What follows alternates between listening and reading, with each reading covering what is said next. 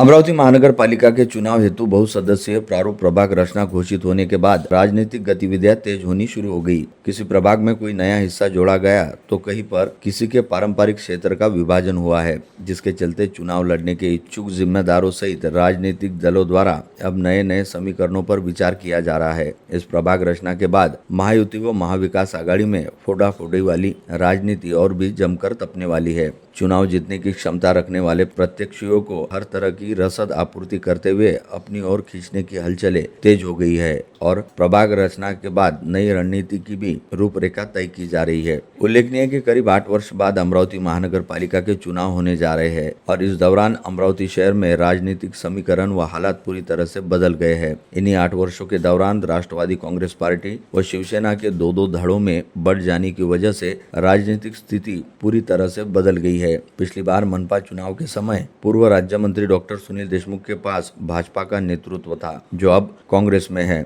साथ ही अब भाजपा के पूरे सूत्र पूर्व सांसद नवनीत राणा के पास गए हैं। वही अजित पवार गुट वाली राकापा के पास विधायक संजय खोड़के व सुलभा खोड़के की ताकत है। इसी तरह शिंदे गुट वाली शिवसेना ने पूर्व राज्य मंत्री जगदीश गुप्ता को पार्टी में शामिल करते हुए अपने दायरे को बढ़ाने का प्रयास किया है, जबकि शिवसेना उबाटा सहित शरद पवार गुट वाली राकापा को नए सिरे से अपना संगठन खड़ा करना पड़ रहा है। एक दूसरे के संगठन व दल में सेन लगाने की राजनीति पहले से ही शुरू हो गई है, जिसके आगामी समय में और भी अधिक तेज होने की पूरे आसार है। राजनीतिक ताकत व पैसा देने वाली पार्टी में ही प्रवेश करने का प्रयास कई इच्छुक द्वारा किया जा रहा है। साथ ही साथ कई पार्टियों द्वारा भी प्रभावी प्रत्याशियों को अपने पाले में आने के लिए मनाया जा रहा है। कुल मिलाकर इस चुनाव में महायुति और महाविकास आघाड़ी के बीच ही राजनीतिक संघर्ष होने के पूरे आसार है। साथ ही महायुति के तहत भाजपा शिंदे गुट वाली शिवसेना व अजित पवार गुट वाली राकापा में फिलहाल उम्मीदवारों की फोड़ाफोड़ी करने का पूरा ध्यान दिया जा रहा है, परंतु प्रभागों में निश्चित तौर पर कौन कौन से रिहायशी इलाके शामिल किए गए हैं, इसकी जानकारी स्पष्ट होने के बाद ही इच्छुकों द्वारा इस पर कोई निर्णय लिया जाएगा, जिसके बाद किसी भी पार्टी के प्रभावी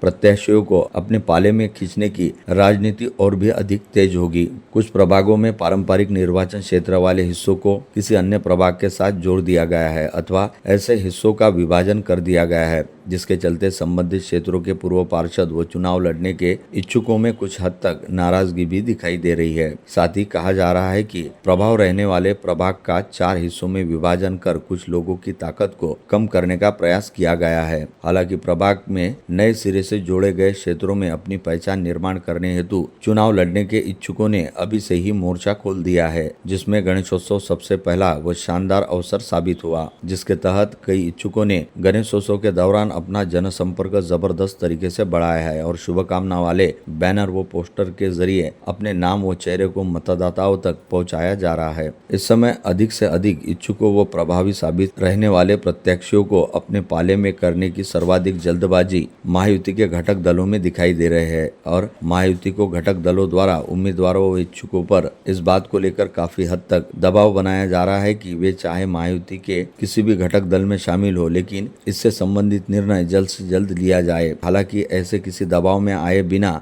इच्छुकों द्वारा प्रभाग की प्रारूप रचना को ध्यान में रखकर ही निर्णय लिया जा रहा है। साथ ही साथ निर्वाचन क्षेत्र में सुरक्षित विभाग आने का अनुमान लगाकर जल्दबाजी में पार्टी बदलने वालों को अब अपने फैसलों पर पुनर्विचार करने की नौबत का भी सामना करना पड़ रहा है और घनी रिहायशी बस्ती व झोपड़पट्टी वाले क्षेत्रों को प्रभाग में जोड़ दिए जाने तथा कुछ प्रभागों का नए सिरे से परिसीमन कर दिए जाने के चलते बदले हुए राजनीतिक समीकरण व वोटों के गणित को देखते हुए कुछ उम्मीदवारों पर दोबारा घर वापसी करने की नौबत भी आ सकती है।